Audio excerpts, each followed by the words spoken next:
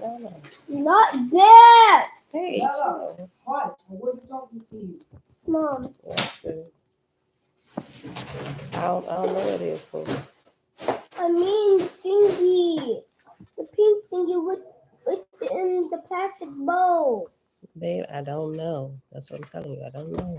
This dirt feels dry. Just a tad. It should be dry. It shouldn't be moist. You don't want to kill the plant. Mom, Yes. if the dirt feels dry, you shouldn't water it. Okay. It shouldn't be moist all the time. It should be dry. That's why I told y'all to leave y'all little the little tabs in there. Happy Saturday, beautiful people. Mom, I need someone to eat this. And the background is fully active. Running a few minutes late, trying to get them to get this stuff from out of here. All right, beautiful people. Tootie, Carrie, you done drew all my stuff. Okay. Happy Saturday, beautiful people. It is November the 3rd, 2022, day 278 of year 4 of reading through the books of the law and the prophets, and of the 4-year consecutive day count, day 1298. Today we're picking back up in the book of Oahspe, son of Jehovah, on page 71 in Oahspe. And once we get done here, we have a real life case study that we're going to get into, and we're going to pick up in Field Guide to the Spirit World on page 157, but we're only going to read just like a little bit of it because I want to be able to read this article, right? As a matter of fact, we may only get a chance to read the article because I got to get out of here because I got to be in class at 9. So we're going to go as long as we can, but I definitely want to read the article today. When I first saw it pop up, I was like, oh my goodness, this is like a perfect example of what we've been reading in Field Guide to the Spirit World, right? You'll see what I'm talking about as I get to reading it. And then Hannah, she inboxed me the same article that I was going to read. I was like, Hannah, listen. I was going to share this tomorrow. So there was kind of like confirmation that I should read that, right? Y'all see what I'm talking about in a minute. So let's get started. Hold on, let me make sure I got it. Mom. In here, yes. This is a class right here. Huh? This is a class right here. No, not this. I'm talking about school tutor. Like drive? No, I don't have to drive. I just have to be online today. I don't have to drive all the way out there today. Okay. Bella, Guys, chill. don't be annoying. Because it's not you. Folders, yes. Oh. I might have to restart this.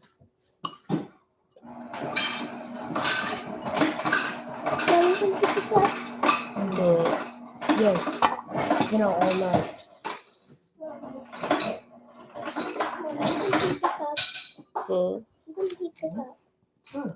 Josh, throw this in the microwave for her real quick. Try to escape. But you have to run. That's how you escape. All right. Okay. All right, Father, we thank you that you are absolutely brilliant. Okay, so let's go ahead and hop on over here to page 71. Y'all done with everything?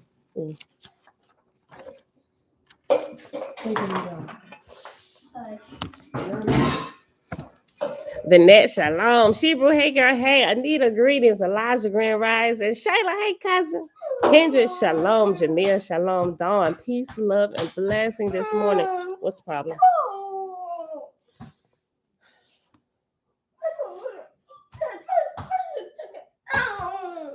Joshua. They want to start the shenanigans first thing in the morning. Ema, Grand Rising, Hannah, Grand Rising. I take Belinda Brown. Yes, Grand Rising to my awesomely beautiful family. Zachariah, shalom. Levine, hey girl, hey. Faith is ministry. Good morning.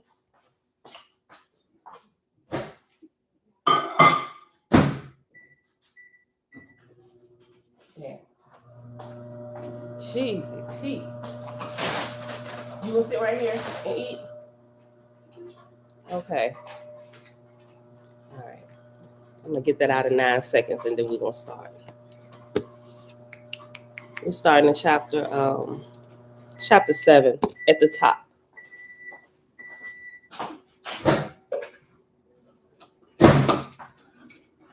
Now, it might be too hot. This trash. All right, sis. All right, beautiful people. Chapter 7, page 71, the top portion, the book of Oahspe, son of Jehovah. Remember, yesterday, we actually read the portion where Pan or Waga was broken off and it sunk to the bottom of the ocean. Okay. Jehovah spake in the firmament, saying, bring the newborn into the forest of Uklu and the Jean roads to the ark of Noah in the Etherian heaven of Huatan. And when thou hast founded them on a world of their own, leave thou gods and goddesses with them to sort them and provide according to their necessities. For all things shall be provided unto them, that they may attain knowledge and individuality. You can't turn it up. You can look at it, but don't turn it up. Mom, let's cut it down. Okay. Key, hey girl, hey. All right, y'all, page 72 at the top, verse 2. And when thou hast placed them, hasten thou with my son Neth back to the earth, where I have labored with the ships of the Ehings, and they were thus delivered. So I departed as soon as possible, taking leave of Phaeacice, thanking her for her assistance in this great deliverance. And I took with me Neph, son of Jehovah, and other 30,000 gods and goddesses, besides 10 million Etherians who had thousands of years' experience in heaven and on various corporal worlds. First of all, if you see me talking down here in the morning, you know what I'm doing. At least say excuse me. That is not important right now. Mom, I want to play with Josh and Saya, and it's not fair that they get to play together, but not me. We're going to have to figure that out in a few. Go on back You upstairs. have to make a new online account. That's the problem. Isaiah, we'll talk about this later. Pick it up before I come right behind you. Thank you. First thing this morning. Verse 3. So I departed as soon as possible, taking leave of Phaeacice, thanking her for her assistance in this great deliverance. And I took with me Neph, son of Jehovah, and other 30,000 gods and goddesses, besides 10 million Etherians who had thousands of years' experience in heaven and on various corporal worlds. And we came back to earth, even to the ocean where the land had gone down. That needs to go down a little bit more, Bella. And when I came to the ships in which the Ehines were escaped, finding the gods who had them in charge, even as I had previously commanded, thy voice, O Jehovah, came to me, saying, bend thou the currents of the winds of heaven, O my son, and shape the ships, that they shall fall into groups, and thou shalt divide the groups, making 4 groups in all. And thou shalt drive the groups of ships before the winds of heaven, and bring them into the 4 different lands of the earth, according to its previous history and adaptation. Or this is where we kind of pick it up in scripture, right? With Israel being scattered to the 4 winds, right? North, south, east, and west, right? So after the flood, everybody was scattered to the 4 winds, right? Or to the 4 different corners of the earth, because Waga had been sunk, right? So you only had 4 places to go. And thou shalt drive the groups of ships before the winds of heaven, and bring them into the 4 different lands of the earth, according to its previous history and adaptation. For in all countries shall my chosen begin the laying down of the foundation of my everlasting kingdom, and they shall never more be destroyed by the people of darkness, neither of earth nor heaven. So I divided my host according to the labor thy commandments put upon me, making 4 divisions of them. And I said unto Neph, direct them, O God, to such countries as Jehovah hath shown thee, for thou knowest all the earth, for remember, thou art still God of earth. I said, by thy light, Jehovah, I desire 2 ships to go to the north, which was not sunken, for they be a testimony in time to come. Let thy gods therefore shift the winds and drive two ships aside from the rest. And in the same time, my messengers will go and lead the way to the northland, whither thy gods shall shape the winds of heaven. Now those in charge of the wind currents divided the ships and drove two of them off to the northland, and the gods and angels turned the currents about and drove the four groups of ships in four different ways according to the directions of God, Son of Jehovah. And the messengers of God led the way, showing the gods and angels of the wind the countries designated by Jehovah. So it came to pass that in 150 days' time, all the ships of the faithists were in the ports, and the people went ashore in the different countries whither they had been taken. Again, thy voice, O Jehovah, came to me, saying, behold, my people are few in the world, lest they take the ships and sail about, and so get divided and lost. Thou shalt send thy host down to the sea at night to sink the ships. Okay, so one point I wanted to bring out where the 150 days. Yeah, the beginning of verse 9. So it came to pass in 150 days' time. That correlates with what we read in Genesis on how long it took the waters to subside. It was like 100, it was 150 days. So it came to pass that in 150 days' time, all the ships of the faithists were in the ports, and the people went ashore in the different countries whither they had been taken.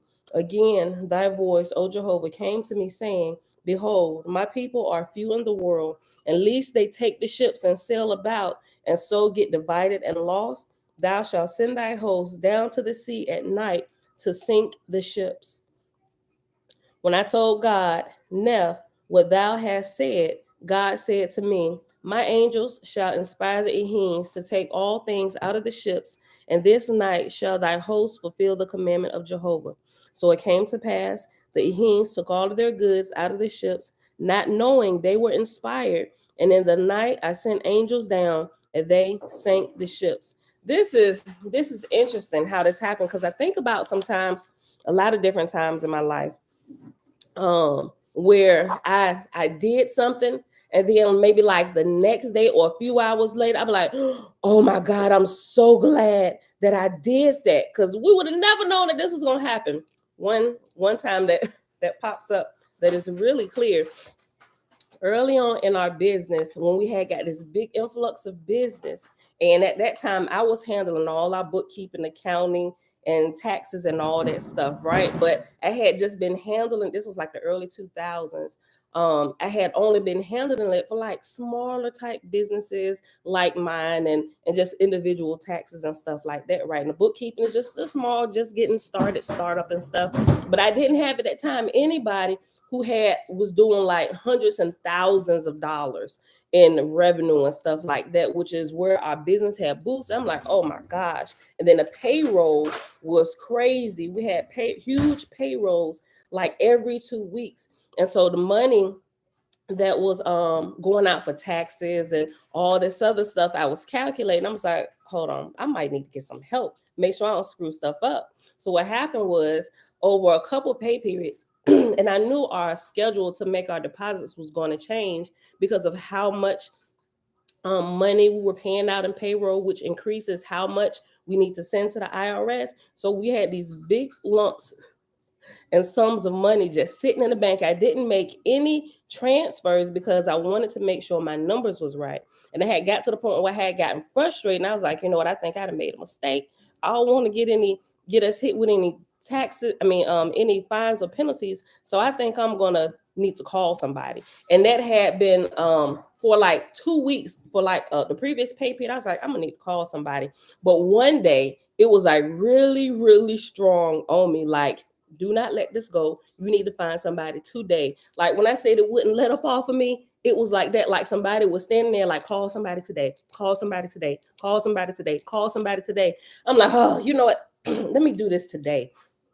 And so I looked them up, and I actually, because the line was busy, I decided to actually drive out there, which was probably about 20 minutes away from where we had currently lived at.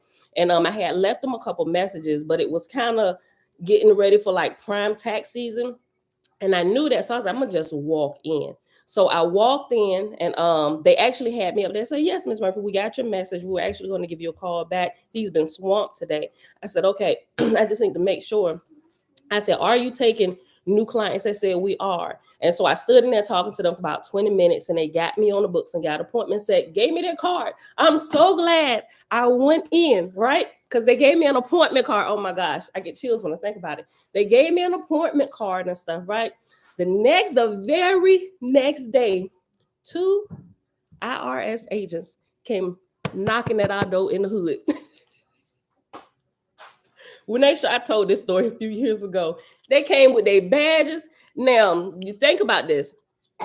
Think about how much money you would have to owe the IRS for them to send 2 agents knocking at your door. Yeah, think about that, right? So I'm like, oh my God. Oh my God. Imagine it wasn't a government contract yet, but we were a subcontractor for a government contract that they had, right? And so they kind of keep close watch on this stuff. And they knew who we were. Came right to our little, we didn't live in the trailers. We stayed across the street from the trailers. Y'all probably remember us telling that story, my son walking in. We stayed across the street. It was like 12 apartments. No, it was because we was number 12. It was 16. It was 16 apartments that they built ranch style across the street from these trailers, and then like a whole neighborhood of trailers. So people thought we lived in the trailer park. Technically, we did not. We lived in a little apartment complex community that they had over there within the trailer park. But anyway, that was the whole point. And I realize now that yes, there are a lot of times that I've had in life where I had this inkling, or it's like really strong to go ahead and do something, not knowing what's going to happen maybe in a few hours or the next day. So when things like that happen now, I'm realizing we were truly inspired. Leave me alone. No. I told you I need to use this morning. I told you when I'm done, I'll let you get on it. Okay? All right. So there's a lot of times that I've had in my life where I don't find out until later that this is something that was truly inspired from the spiritual realm, right? Because they can clearly see a lot further than what we can. And it amazes me that they don't really alert us to what's coming. They just inspire us to do something. I don't know. I think it's one of the rules where they can't necessarily tell us. I think it's one of the ways of making sure we stand in line with the keynote. Okay, give them an instruction to see if they follow it, right? So I think it's something like that. Yes. Zay's not gonna do it. Okay, listen. Go over there. Stop worried about him. Stop being worried about him. Oahspe College University. Shalom, shalom. Tabitha, hey girl, hey. All right, look. Okay, so let me read this again. Make sure you rinse it off, Bunny. I'm gonna go back to verse 9. So it came to pass that in 150 days' time, all the ships of the faithists were in the ports, and the people went ashore in the different countries whither they had been taken. Again thy voice, O Jehovah, came to me, saying, behold, my people are few in the world, and lest they take the ships and sail about, and so get divided and lost, thou shalt send thy host down to the sea at night to sink the ships. And when I told God, Neph, what thou hast said, God said unto me, my angels shall inspire the Ehings to take all things out of the ships. And this night shall thy host fulfill the commandment of Jehovah. And so it came to pass. All right, son, a wonderful day. And so it came to pass, the Ehings took all their goods out of the ships, not knowing they were inspired. And in the night I sent angels down, and they sank the ships. Oh, and so when the IRS agents showed up at the door showing their badges, I just knew we was about to go to jail. Y'all ever watch the what is it called? Um, they have little specials like First 48, but it's not First 48. They talk about like blue collar crimes and stuff, and people who get in there and they're doing all kind of illegal stuff when they got government contracts and defrauding people out of money. I was like, oh my God, we weren't. I just wanted to make sure I was gonna give all the money that we supposed to pay, right? Boy, y'all should have seen that day. My husband, I ain't gonna get into it because he ain't down here to defend himself. On what happened that day, he said, babe, call me if you need me. One of us gonna need to be out of jail. We ain't going to jail. My husband literally, he backed out the back door. He said, I'm gonna call you. When I ain't gonna tell you where I'm going. I'm gonna just call you, make sure you're okay. They ain't took you to jail. So we ain't going to jail. We got all the money in the bank, which we did. We weren't doing nothing underhanded or nothing. We literally had all that money sitting in the bank. I wanted to make sure that I wasn't overly paying the IRS, because sometimes if you overpay the IRS, they take their sweet time in giving you your money back. But when they do, they have to give you interest and penalties, but ain't no telling when they're gonna give it back to you. But I wanted to make sure it was absolutely perfect, and you didn't get any more and you didn't get any less than what was required according to the payroll we put out for this quarter, right? So, but yeah, they came in, and I tried to shut the door on them. It was two black ladies too. She came in there and I had heard stories, and I was just gonna talk to them through the window. I went to go to close the door. Sis put her foot in the door like, Miss Murphy, you don't want to play this game. And I started laughing. I'm like, listen, is y'all taking me to jail? They said, no, we need to sit here and talk to you about your payroll and your books and the money you owe to the government. I'm like, we got all the money in the bank.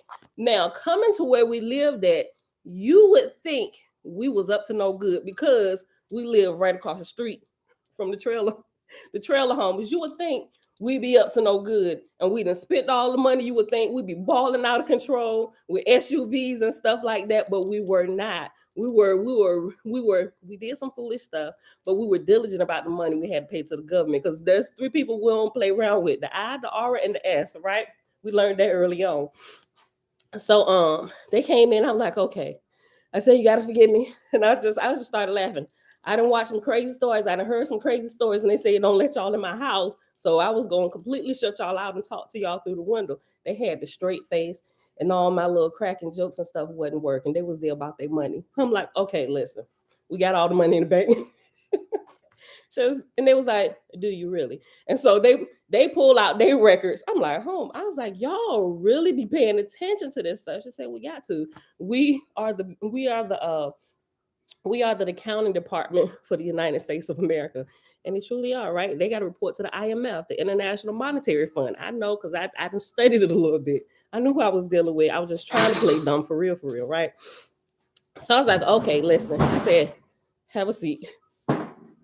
And so they came in. We had our whole little desk set up and stuff. They was quite kind of surprised on how it looked different on the inside than what it looked on the outside. Like, oh, y'all have definitely been spending up some money. No, we like nice things. Just because we live over here don't mean our house got to look like trash, right? And so I was like, have a seat. In my little office section and stuff, our huge desk and stuff. I was like, okay, let me pull this up. I'm going to open up the bank account so you can see what's in here. That's Miss Murphy. You need to pay this, and we got this. And I was like, okay, I can cut y'all a check right now, but I'm gonna show you so you know we not lying. We ain't stealing no money or nothing. I'm gonna open this up for you to see. Open up the account. I said, look at the accounts. And they looked at each other.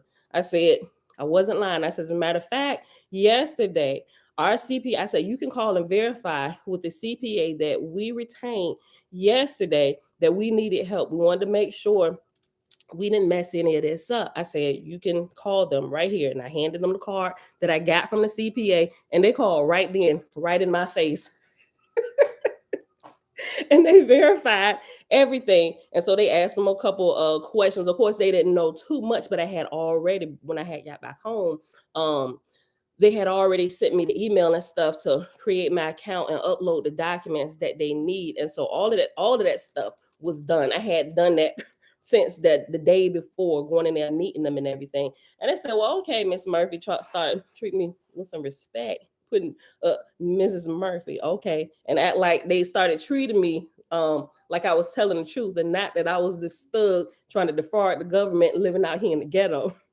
We just ain't bought a house yet. We still trying to come up. We just trying to be smart with what we got going on, right? So they were kind of shocked. And so I was there. They verified. I let them look at the bank account. I verified that this was our company account. Let me open it up and show you numbers that this ain't nobody else stuff. This matches this. Yes. Okay, we good? Okay, we'll go ahead and write us a check for this. So I wrote the check. I'm like, oh my God, sweating under my arms the whole time. Then my husband got the nerve to call. Babe, they still there? I said, yes. Talking like it wasn't him. And he laughing in the background. I turned down the volume. He said, you need me to come? I said, yes. Mm-hmm. Yes. Yep. I'm doing like that. And so he was like, no, I'm going to wait till they leave. I'm going to park down the street and I'm going to wait till they pull off. Then I'm going to come back. I'm like, okay, I'll see you then. We got in the house. I was ready to beat his tail. I'm like, bruh, what if they would have? He said, well, I was down the street watching. I mean, they would have took you out here. You got the kids in here. So they would have called somebody first. We only had two at the time, Elijah and Jeremiah. He said, I was right down the street anyway, but I was going to call like your sister somebody. That way they wouldn't take them to DCFS. We get the kids out of there first. And then, I would have met you down at the station. I'm like, you know what, bruh? Look, so we got a lot of foolish stories. But this is not the only time. There was one time that we didn't. Well, I listened. I'm gonna say we, because me and my husband is one. He decided not to listen to the warning we got, right? Oh, that next day, you talking about somebody coming here looking crazy and sad. We lost the contract. We didn't lose it forever because we got it back, but we lost the contract. They put us in timeout for 2 years. And at that time, that was our company's, that was the source of the that was like our bread and butter, right? That was like our biggest source of income for our company at that time, right? And so he came in the house looking like a zombie, eyes red and stuff. I said, what happened? Like, I didn't even have to ask him what happened. I knew what happened because I knew he didn't listen. Because at that time, he was like, what are you having these dreams and stuff? No, they show thoughts and stuff. I was like, babe, I'm telling you. I said, because such and such is underhanded. This is what happened here. I said, do not do that. He said, we've been doing this. He said, no, that's just a part of the thing we worked out. I said, but that's against their company policy. And if they find out, he gonna save his butt and we're gonna be out back. As I'm telling you, this is the dream that I had. All right, babe, all right. He came home the next day, not knowing that they had already been investigating this guy. We didn't know that. Everything was fine, right? Getting a little kickbacks or whatever it was, that the agreement that they had made up. When I found out about it, I'm like, what? I said, stop that immediately. And so come to find out, it goes down. He's fired. We're kicked out. And he come home with the crazy face because I had just told him, babe, this, stop this. Cut off all communications with this guy. I said, if there was any kind of anything, I said, that needs to be, you need to calculate this up. I said, you need to do what you need to do with this, right? Didn't listen. Our entire company and family suffered because of it. I'm like, bruh. And I tell you, from that point, he was like, wait a minute, okay, did you have a dream? Okay, what do you think this means? Let's sit down here. Let us come and talk about this together. Okay, hold on, let me get my note. Okay, and you said what happened? Okay, go back to the part when you said that part was kind of cloudy. Explain that again. What was around? Who was there? Did you notice anything different? look, really? Oh, Alicia, that's my sister. She be having dreams too. Husband don't listen, and they newlyweds. They come into this family not realizing there is like certain, I say, gifts that our family has that be like on point. Don't listen to her either. I'm like, bruh, he'll learn. He gonna learn real quick. And she got, oh my gosh, she got some stories. And it's funny if you don't mind me sharing. Because some of the stuff my sister tell him, he gets spooked out and he be like, you know what? You into witchcraft, ain't you? And she started busting up laughing. I be hollering, screaming when she shares some of the stuff. And he be like, yeah, she said he's scared of her. He's not scared of her, but it baffles him. The stuff that she tells him and he don't listen, almost like clockwork, it happens. And so he does get really, he get kind of scared of stuff and just like he don't know what to think. Okay, let me get back to this, y'all, because I gotta read y'all this case study today. Okay, look, you a dreamer also. You have dreams. Key. Look, I don't know why people be playing. I can't explain it all the time. I just know I call it inside information. I don't know. And I learned how to, I learned how to decipher between where the source of the information is coming from. Just things that I've learned over the years. So it's like, okay, so I'm not exactly sure, but it could be one or two, possibly three things. That's what I came up with. But it's gonna be something, right? And it's always one of the two, or it could have been if I was maybe not thinking high enough, so to speak. I may have been off a little bit, but I knew that there was something, and it always is. So I don't be playing around with this stuff. I've learned not to. And my husband's like, okay, let's go over this one more time. Okay, start from the beginning. You laid down. It was about 8:30, and you went to sleep. That's what he want me to start from, not from the beginning of the dream. Tell me what you did that led up to you laying down and going to sleep, and then get into the dream as it begins to unfold. Right? Okay, listen. Verse 9, page 72. So it came to pass that in 150 days' time, all the ships of the faithless were in the ports, and the people went ashore in the different countries whither they had been taken. Again, thy voice, O Jehovah, came to me, saying, Behold, my people are few in the world, and lest they take the ships and sail about, and so get divided and lost, thou shalt send thy host down to the sea at night to sink the ships. When I told God Neph that what thou hast said, God said unto me, my angels shall inspire the Ehims to take all things out of the ships, and this night shall thy host fulfill the commandment of Jehovah. And so it came to pass. The Ehims took all their goods out of the ship, not knowing they were inspired. And in the night I sent the angels down, and they sank the ships. Right? It's like they're on the timeline, and they ain't holding for nobody because they do what they need to do at the appointed time. So if you didn't get everything out the ship, sorry, it's going down with the ship. Like we told y'all early enough to do this. This is a timeline we can't stop, right? So we're inspiring you to get it done. Now, had I not listened, I don't know. They would have probably hit me with all types of penalties and interest and stuff that could have been. I got Carmack someone else and it stuck to my lips. All interest and penalties because of, for one, I was late paying it, but because no, that's good. But because I actually went out there and I had the appointment card and they called them and verified, I'm gonna say they cut me a little grace, right? So they did have me overpay. I wrote the check for now I know it was $5,000 over, right?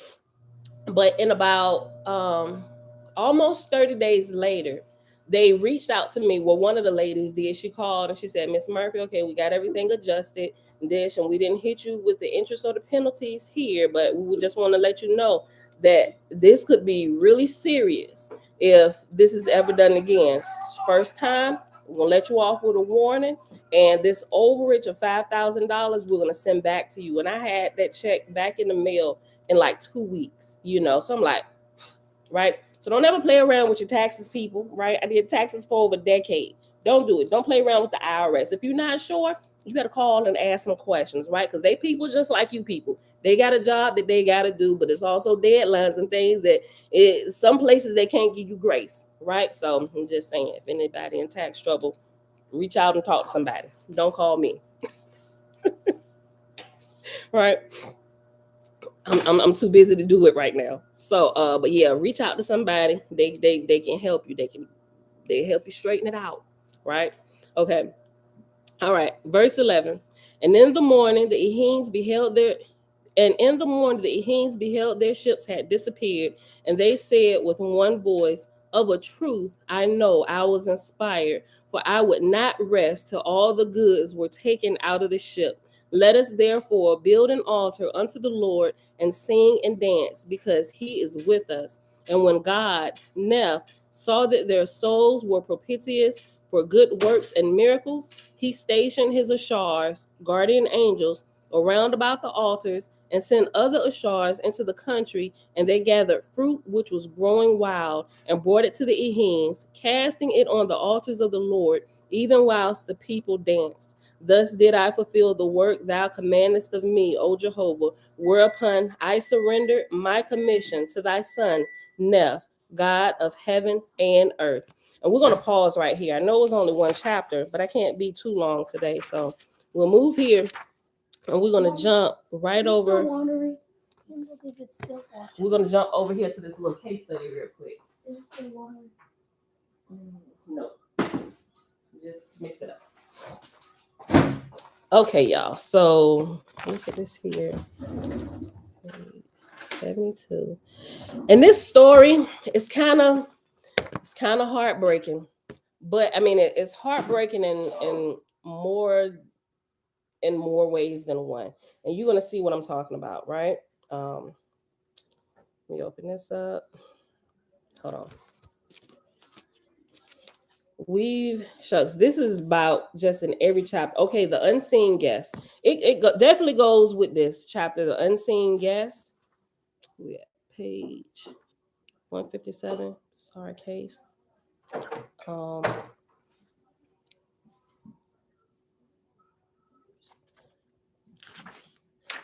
Okay, let's do this. Because this is like a page and a half.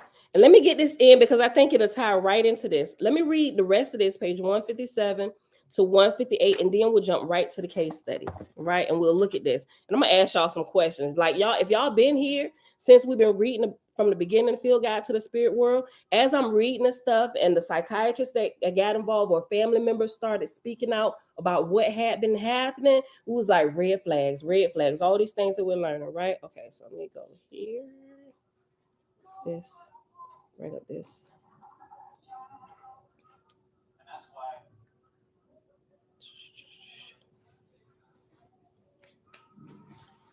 Okay, I'm gonna pull up the article.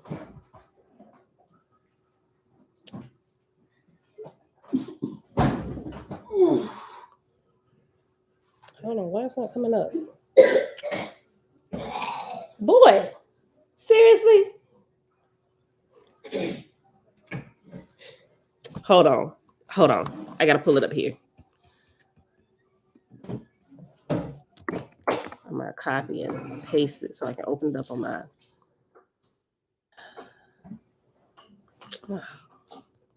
Hold on one second, y'all.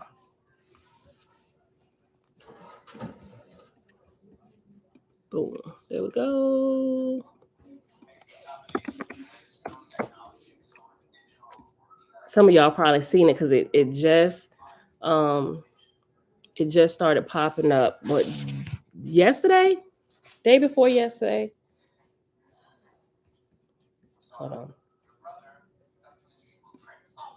Switch.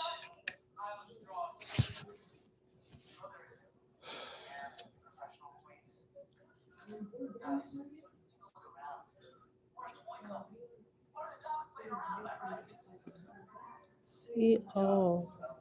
Well, I swear for Bob, when I'm looking for something, now they want to switch everything around. I can't find it. Hold on, y'all. This blows me. Okay, jeez. I'm sorry, y'all.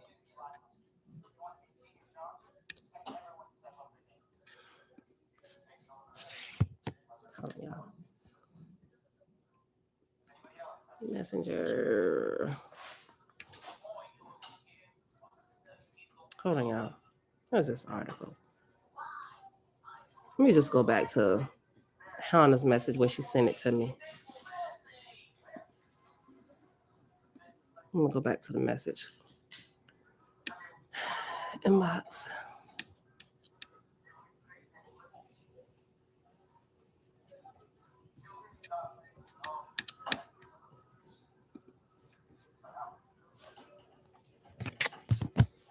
There we go.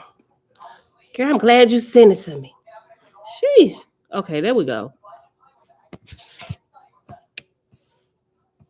I've been getting paid. Hold on. Okay.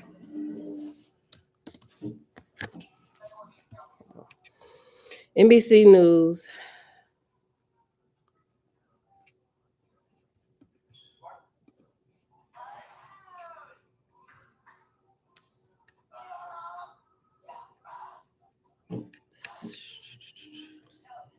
Hold on, y'all.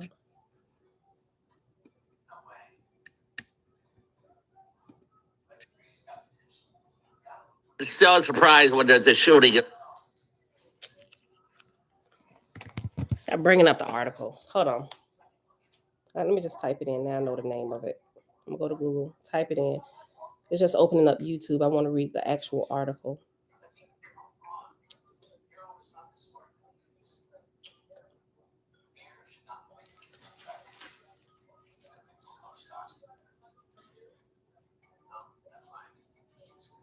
All right, it is.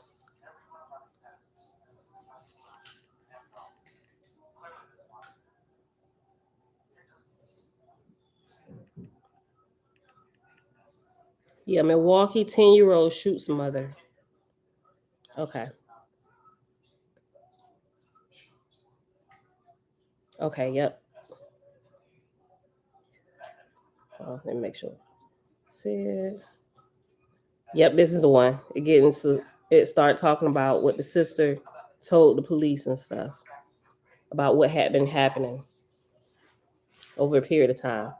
Okay, boom. Okay, so that's there. Let me go back to y'all. Bring y'all back up. Okay.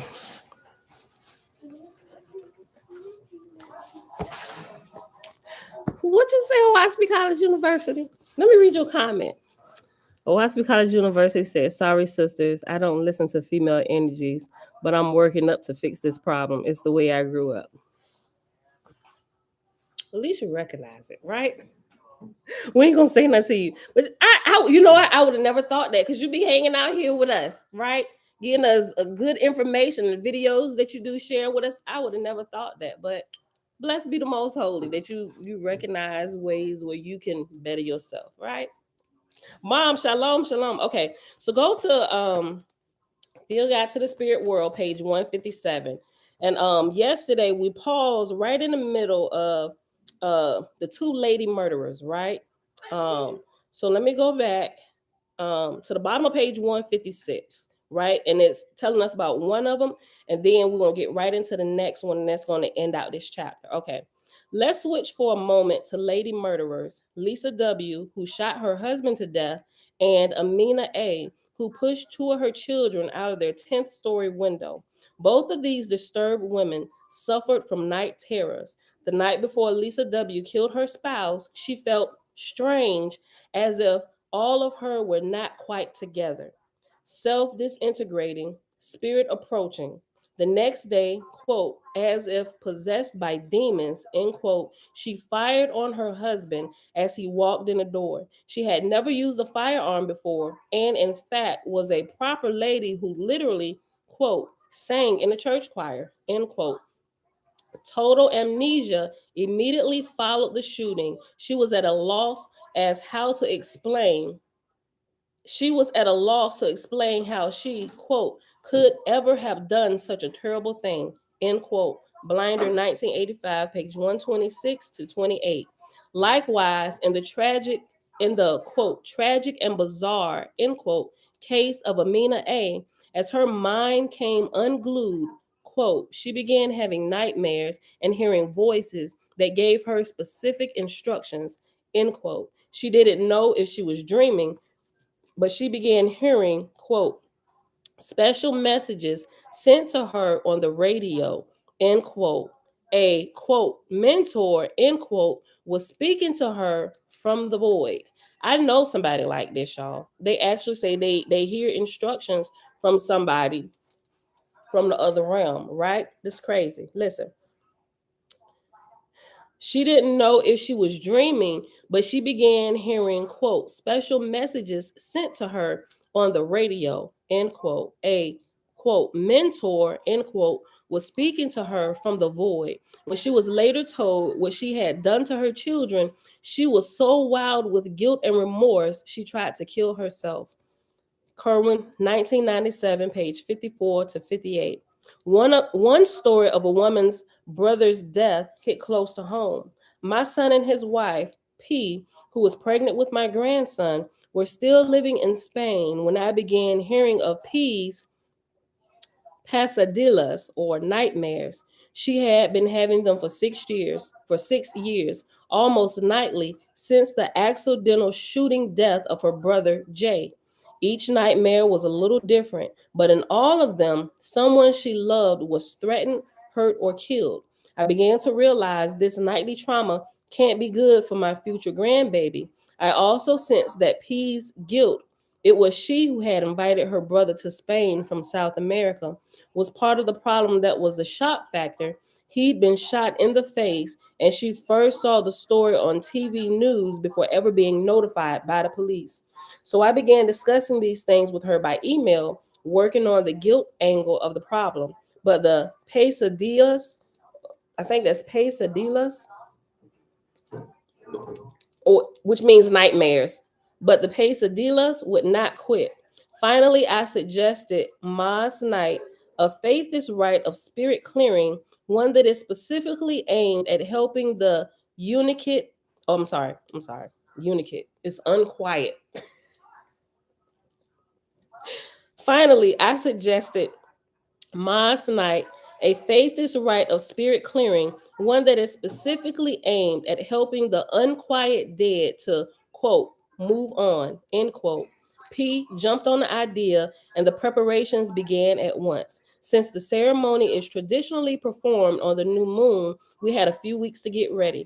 I sent P the ritual order, the quote, script, end quote, and she slaved over it, getting it translated to Spanish and distributing copies to her family. She followed all of the instructions for arranging, cleaning, decorating the house, and setting up a temporary altar, including the relevant herbs and colors to use, and so on. Then I asked for help, meaning participation from other faiths. All were informed of the circumstances relating to P's nightmares. All understood who, what, how, and why of the problem. And so it came to pass that simultaneously in 4 countries, America, Spain, Italy, and Ecuador, the rite was conducted on March the 7th, 2008. Faithists in California joined us, as well as P's mother and brother in different parts of Ecuador, thus linking the simultaneous prayers of people in a total of 7 different locations. Imagine that power on getting somebody free from a spirit that's been overshadowing them and possessing them, by getting a bunch of people that you know that are knowledgeable of this, getting everybody on the same page, and this is how we're going to handle this. And you got people from all the 4 corners of the world joining in at the same time, whatever time it is in their time zone, everybody at the same exact time. It's 7 a.m. here, but it's 4 a.m. there. But everybody at 4 a.m. she up, 7 p.m. we up, 5 p.m. But everybody at the same time, all the time zone times linking together where these prayers and this deliverance is happening. That's powerful. Look. Then I asked for help, meaning participation from other faiths. All were informed of the circumstances relating to P's nightmares. All understood the who, what, how, and why of the problem. And so it came to pass that simultaneously in 4 countries, America, Spain, Italy, and Ecuador, the rite was conducted on March the 7th, 2008. Faithists in California joined us, as well as P's mother and brother in different parts of Ecuador, thus linking the simultaneous prayers of people in a total of 7 different locations. The California Faithists are an especially clairvoyant bunch. And from them, we got feedback reports on the spirit of Jay, who was first, quote, seen, end quote, in a great black cloud, then observed in street clothes, and finally the aspect of a light being. Afterward, we all shared our experience a bit, but the best part was hearing from P. The nightmares were gone. It worked. Whatever it was that did the trick, I still believe the combined efforts and prayers of a dozen people on 3 different continents was the real clincher. Nothing holds a candle to the darkness shadowing power of collective inspiration. It was one of the most wonderful experiences of my life. That was amazing. Yo, Okay, and so this is where we'll pause. At the end of this chapter, that was the end of chapter 6, the unseen guest. So now,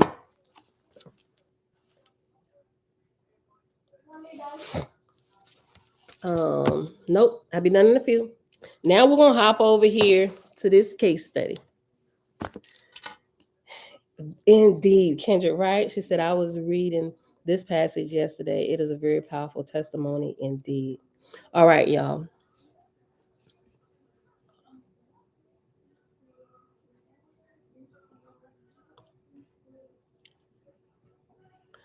Wow, that's good to know, Oahspe College University. Listen, I think you'll be an awesome ruler, awesome high chief. He said, and thank you for sharing that. Listen, he said, he was talking to Shebrew. My mom raised, hold on, I missed something. My mom raised her.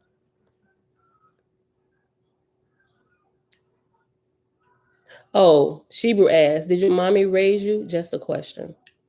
And he said, my mom raised, but her maids, and was my mom raised, maybe your mom had maids. Your mom raised you along with her maids and was taught that women do things for men. And one day I will rule my people since my father is a high chief. Right. Okay. I think that's kind of what you were saying, right? Your mom had maids. Your mom raised you along with her maids, right? Okay. Okay. So now it makes sense what you said up here. Where he said, sorry, sisters, I don't listen to female energies, but I'm working to fix this problem. It's the way I grew up. That makes a lot of sense. And I think I've seen a lot of your videos that you've done, and it seems like you have a really, really good understanding on the balance between the sexes and how one shouldn't lord over the other and how they're compatible and how they should work together. I think when it's your time to rule, bro, I think you're gonna make an awesome high chief. And I believe you're gonna raise whatever the grade is of your I don't know. Do I say village? I don't want to say the wrong thing. You be a high chief of your community, the community or the kingdom that you rule over. I think you're going to be able to raise their grade tremendously. I think from hearing you talk about Oahspe and teach or whatever, I think your community will be probably one of the highest raised ones of those who sit under your teaching and learn about these things. You guys are going to be of a very high grade, right? Because you're doing the work now. But anyway, that's awesome. Oh, your mom and your maids. Okay. Your mom and your maids. Okay. All right. So let's hop to this, y'all. This I should have asked one of y'all with the wrenches to share it, but here we go. That's the wait a minute. That I think okay, that's the YouTube link. That's not what I wanted to share. The actual hold on. The actual link for the article. You keep doing that. Hold on. Let me see. See if I can copy it here and put it here so I can paste it just in case y'all want to pull it up. Okay. Let me just copy it from here and I'll put it in here for y'all. But anyway, I think that's the hold on.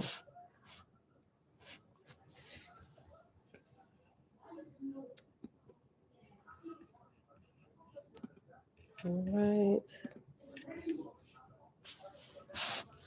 Sorry, y'all. Okay, I got it now.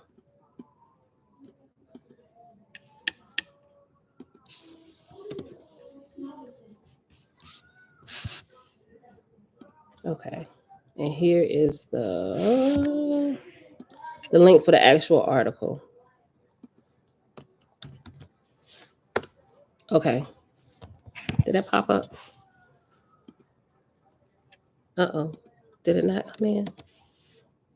Okay, yeah, it did. Okay. So that's the link to the actual article. Okay. Women shouldn't listen to male spirits. What you talking about, Jamia? Oh, if you talk, hold on.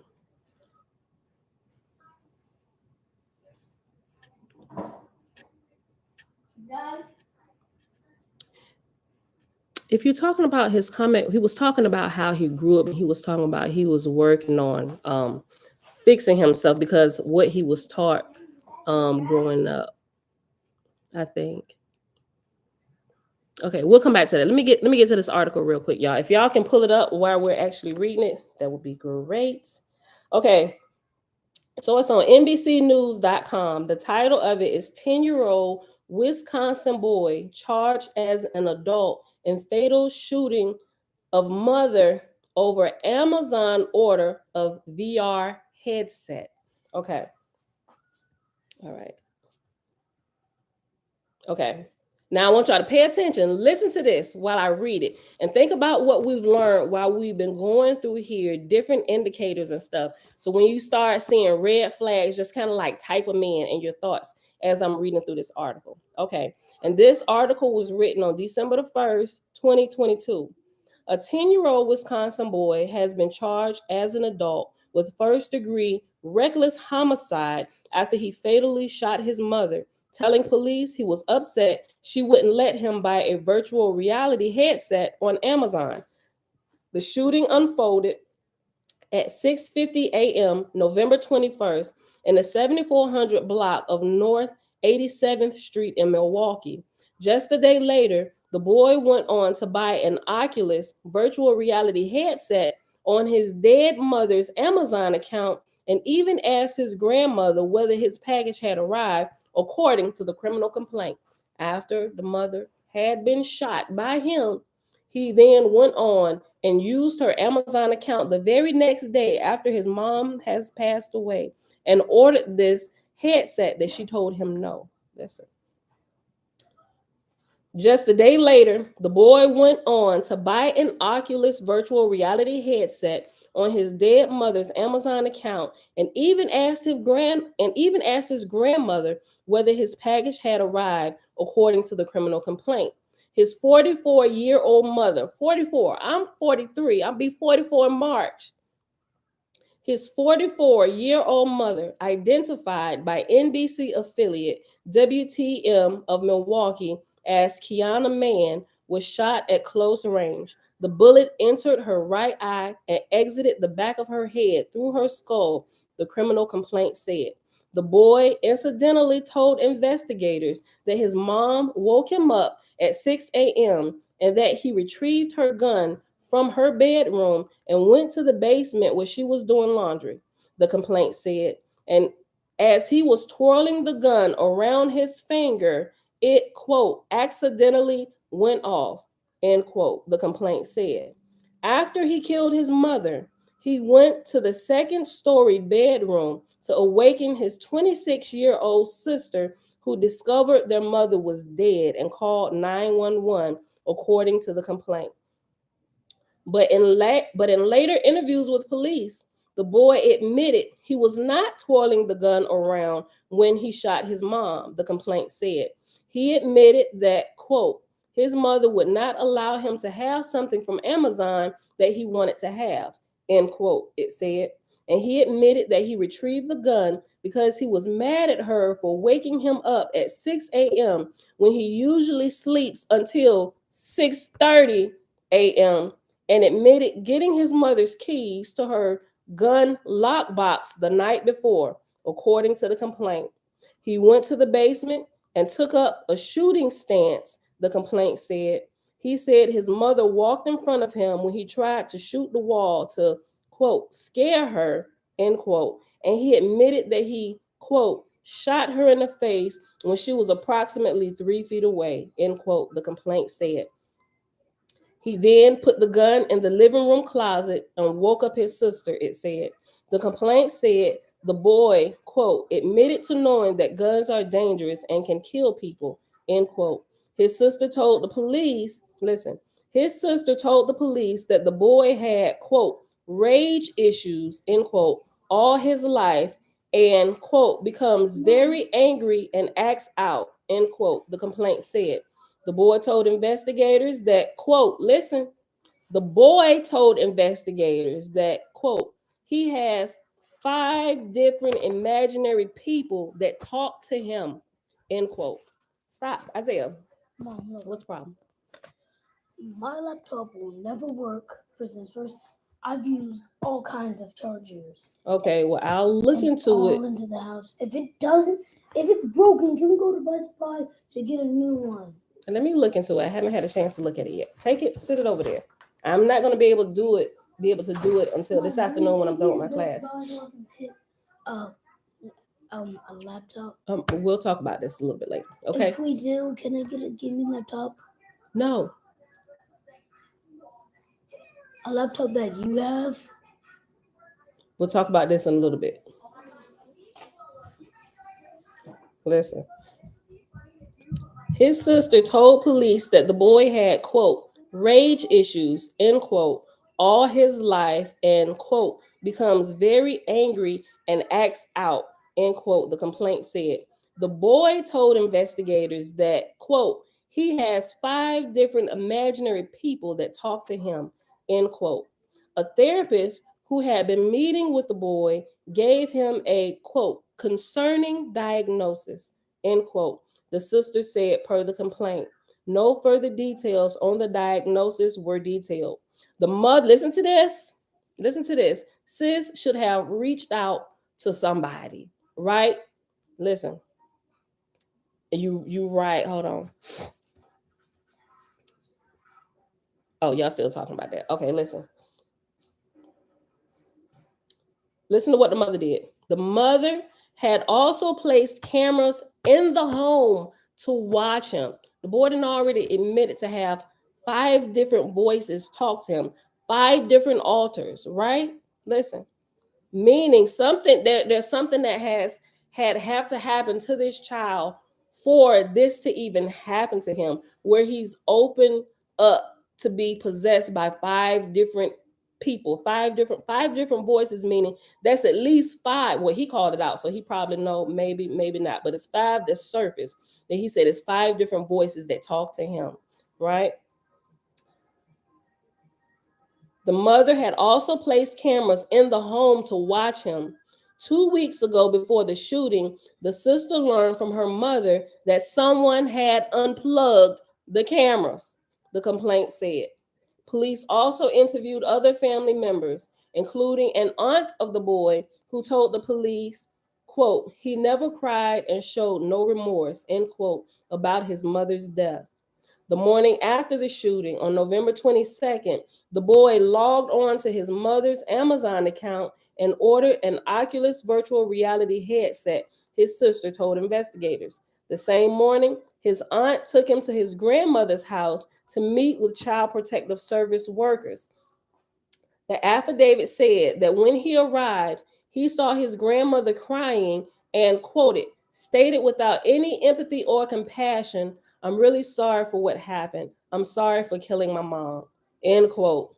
After he apologized for killing his mother, quote, he then asked if his Amazon package arrived, end quote. I'm almost certain why this child is talking. It's not his native spirit talking. Let me keep reading. The boy made his initial court appearance Friday, and a cash bond of $50,000 was set. Online records show his next status hearing is set for Wednesday. If he is convicted, he faces a maximum of 60 years in prison. NBC News has asked the boy's lawyer for comment. And that's the end of this article, right? All right, so he premeditated this and played the crazy card. It would seem to be that way. How many of y'all think? Now, he said he had 5 different voices talking to him. Do y'all think he was playing the crazy card? Or do you think it was actually 5 different spirits present that this boy was listening to? Meaning there was 6 people inside his body, right? His natal spirit, which apparently was in abeyance, right? Because no child can commit such a heinous crime on their own toward a loved one unless something else has really been going on. Not saying that his mother had been abusing him, because it could have happened somewhere else, right? It could have been neglect from the father. Like, it doesn't mention the father. Not sure what happened there, the relationship there, if he was ever present or what. We're not sure. This is all the information that we have right now. He was 10 years old. Yeah, a 10-year-old Wisconsin boy So what y'all think about that?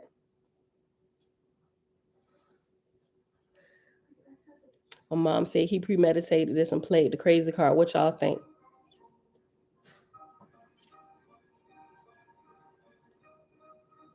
I don't know. Only know he seemed to be aware he killed his mom when he said he was sorry for it, right? But there was like no remorse though.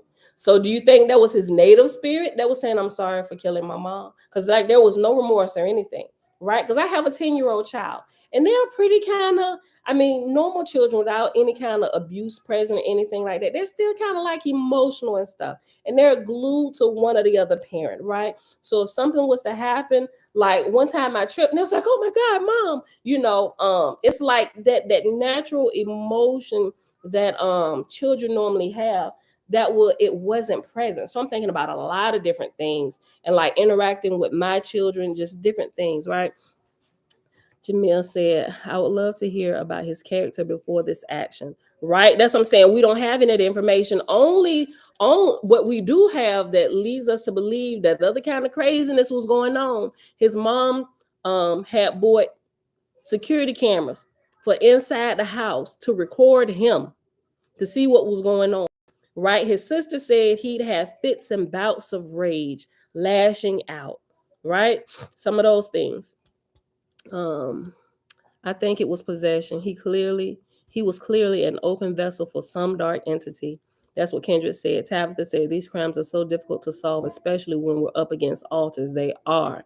Hannah said he was truly overshadowed by dark spirits. Set apart, 5 spirits taking over. Shibru said most spirits don't apologize. You probably got a point there, Shibru. I'm sitting here thinking.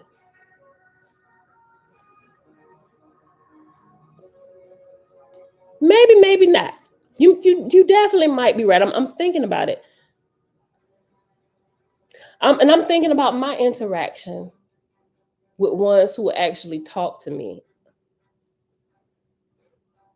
It's a lot of different ones that I don't know. I can't say for certain. But you're probably right. Most of them don't, right? Um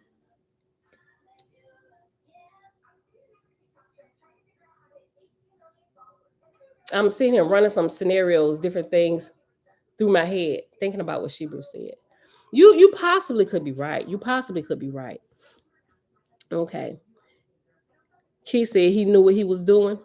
So you think it was all him? Do you think it was all him? Do you think it wasn't the 5 spirits he said that's there? Right? Do you think he was lying? Or do you think that it could possibly been all him and he just trying to throw, like my mama said, play the crazy card because he's 10, right? Now, unless he's grown up around people who play the crazy card, right? Because it's people who are very well trained in playing the crazy card when they're not really crazy, right? They'll play the crazy card to their advantage, but we know they got their good common sense. Sometimes that's kind of hard to decipher too, especially with a couple different instances of people I know. And there is this one, I'm not going to say any names. There's this one lady that I know that has 2 children, right? Black female, right? Not that it has anything to do with it, but there's somebody I know who played the crazy card so long that she actually opened up herself, and now her and her 2 children is really crazy, right? They were fine. We kind of where we lived at when we I ain't gonna say where we lived at. Okay, so a place we used to live at in this neighborhood, there was this. She was real cool. Talked to her all the time, and at that time, her children were smaller. They were about the age of Elijah and Jeremiah. Um, so they were at that time when we were still over there. They was like 5 and maybe 5 and 9 or whatever. But also, she was getting government assistance, right? So she had like Section 8 and everything. And so she was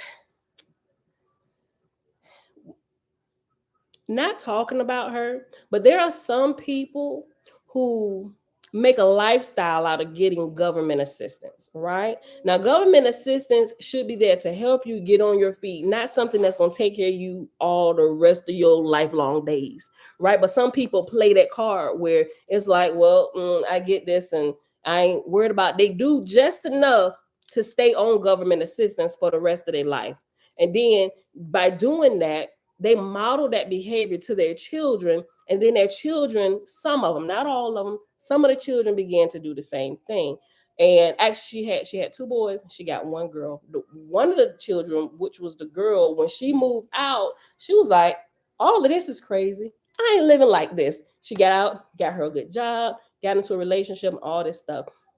But the two boys, because they was younger and they got caught up in this, and even she went down there and had them, she started complaining about them. But like young kids like that, it's like, especially boys, they got a lot of energy. You gotta like kind of keep them outside so they can burn their energy off. You can't keep them cooped up in the house all day and just expect them to sit there and like not do anything just because of their nature, how they need some exercise, right?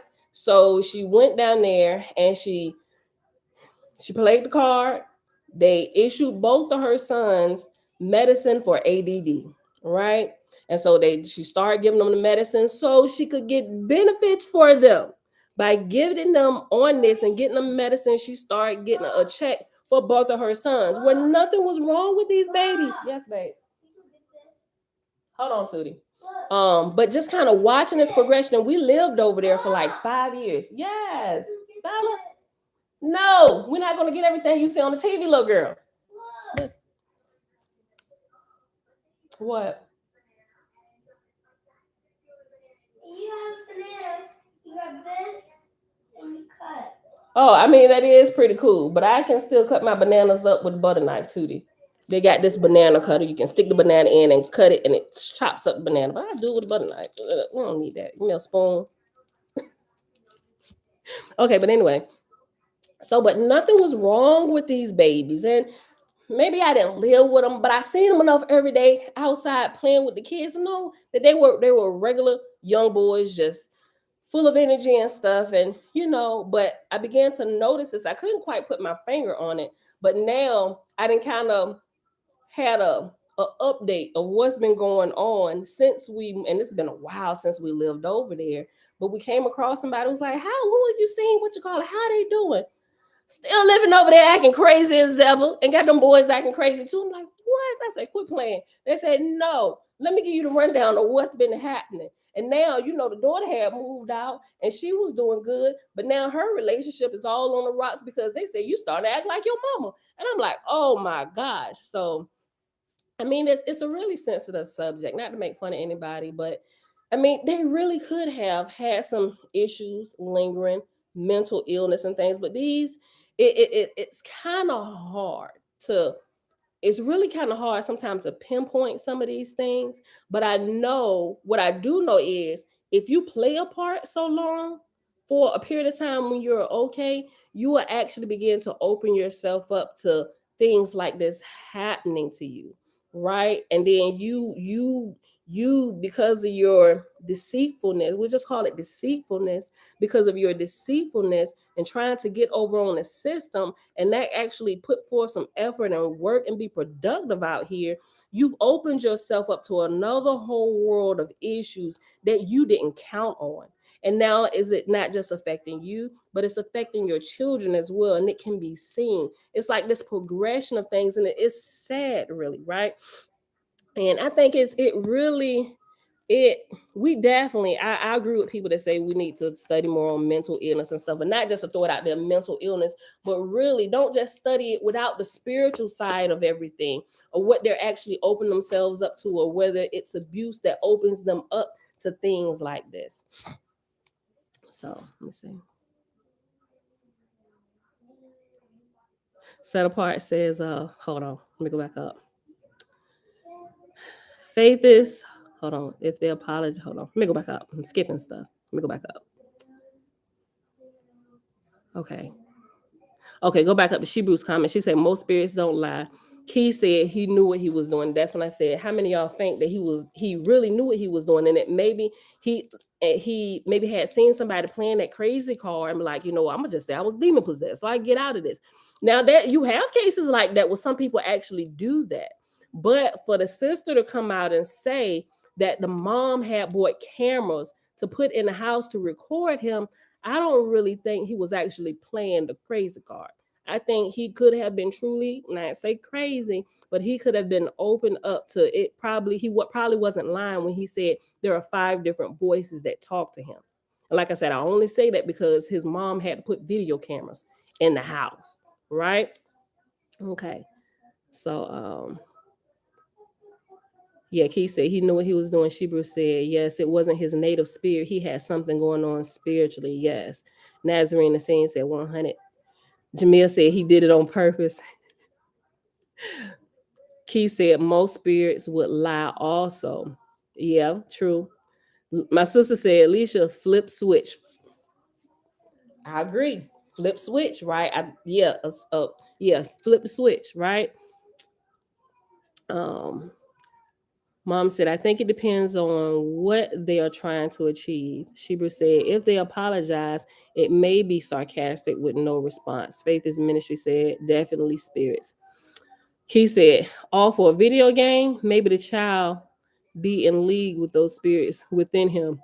Could be, right? It could be. Think about children who have invisible friends, right? And sometimes they be in cahoots with their invisible friends. Like they all be in on it, natal spirit and all, right? Because remember, for the child to be opened up to it, something has had to happen to that child, and these other spirits take advantage of that. We're gonna be here to protect you, sis. This ain't never gonna happen to you again, okay? So when this happen, he comes out, you just go sit back here and let us take over the car. Sometimes they do be in cahoots, right? There's these, like I said, these are very delicate cases, and you got to really be able to. You have to be able to pinpoint some of these finer details that are like glossed over, right?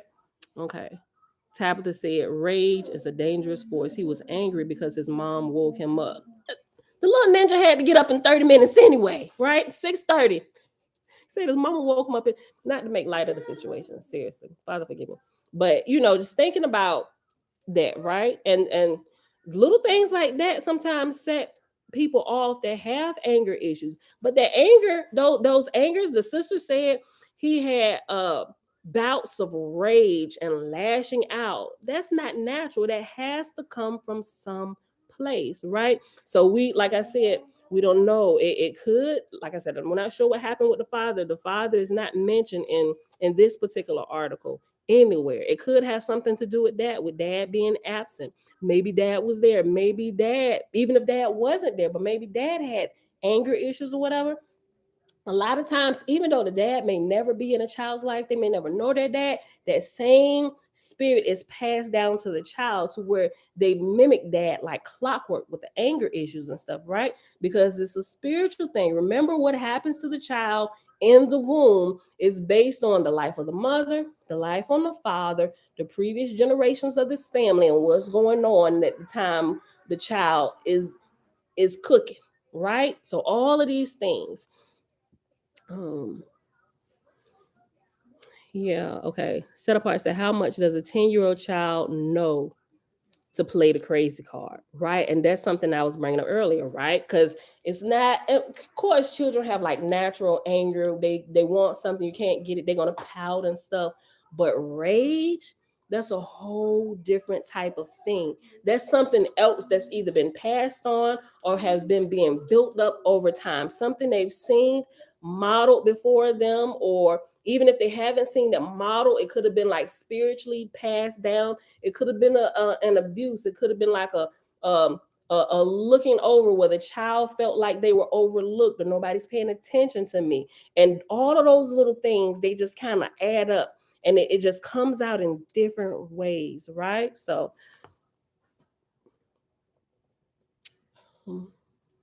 okay, Jamia said, I think it's possible a spirit or spirits overtook him at an early age, but again, he was remorseful. He did it, gave in, right?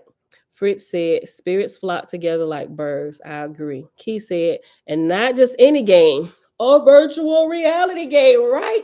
The Oculus. You did, let me tell y'all something. And with that particular thing as well, they can. My mom just said, video games can trigger those actions, right? With virtual reality games, right? You have to think about the brain, how the Father created our brains, right? Listen, the way the brain processes information, if you're playing a game, the brain doesn't know that this is just a game. You're going to react just like your brain, rather, is going to react just like this was a real life fight or flight situation. So endorphins are being released, serotonin, different chemicals in the brain while they're playing it. We can see kids start acting crazy with regular video games. They glued to them all day, this, or in the computer doing like that. Their brain, they don't realize how much it's affecting the brain, right? But when you take a headset and put it on your head, and for anybody that's ever been in virtual reality, it's really real, right? I've been in quite a few of them, testing different things and learning about the hemisync process from Robert Monroe. Remember Journeys Out of the Body, all of that stuff. I got a really good education reading through that and the hemisync, how the brain works, and also reading through the CIA document. The military knows this, which is why they train via simulation, because they understand how the brain works, right? And the children that lash out and stuff like that, they're not, I would say video games and simulations, they're good for the design that they're used for. And my children play video games, but I cut time. But it really can be detrimental for younger children to play on these when they're not like fully developed mentally, right? Because if you take the game, they start lashing out because the chemicals and things that are being released in their brain, and it's just a lot of stuff that people aren't aware of and aren't prepared to deal with when it comes to those things, right? So if you let your children play video games, definitely put times on it. Don't let them play any type of video games either, right? I rather them play sports games. I do let them play some of the war games, but not the real graphic ones. And then not the ones that is like blood and guts. Jeremiah and Elijah, they're older, but the younger ones, if it has like paintball mode, I'll allow paintball mode, but you only get like a few minutes. And even still, I'm just like, maybe we shouldn't let you do that at all, right? But I don't know. Maybe I need to get better with that. They love Nerf guns and stuff like that. But then I think about it while I'm reading through this. I'm like, by allowing them to do this, I'm teaching them how to practice war, when war is the mark of Cain. So when I be sitting up here talking about this, when I'm talking to y'all, I think about my own household and what they're doing and seeing ways where we can undo some of the stuff that's being done, because I don't want my children practicing war. I want them to be able to defend themselves and stuff. They're in karate, but karate is not teaching you how to go out there and fight people. It's really teaching you how to defend yourself, right? And not necessarily to fight back, but to reduce the threat.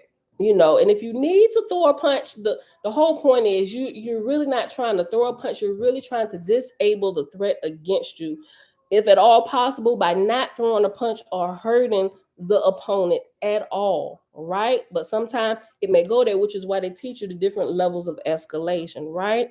Mortal Kombat, which we learned about this through Oahspe, and it's not a good thing, right? But I read, I forget exactly where in here. In here in Oahspe, there was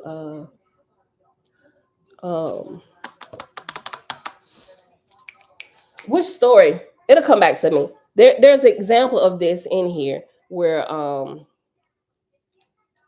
on, let me make myself a note. Let me go back. I don't even want to say it before I mess my words up and I might have it wrong. Hold on. Let me look it up first. But we do know war is the mark of Cain, right? And we should be teaching it. All right, so yeah, I know I got to get out of here, y'all. I got like 2 minutes. You know what? I was gonna ask y'all something, but if y'all got any more comments, Leave it down here in the comment section after the video ends. I love y'all. Bella, Bells, we gotta go, y'all. It is Saturday, November the 3rd, 2022, day 278 of year 4, reading through the books of the Law and the Prophets. Another 4-year consecutive day count, day 1297. We read in Oahspe, pages 71 to 72, and then Field Guide to the Spirit World, page 178 to 158. That was the end of the chapter. Then we read this article. I'll get all this stuff posted later. I love you, Father. We thank you that not only are you brilliant, but you are never ending. I love y'all. I see y'all back here tomorrow morning, bright and early, 7:30 a.m. Eastern Standard Time. Too about to be mad about this, but I got to get logged on in like a minute. All right. I love y'all. Peace. Button.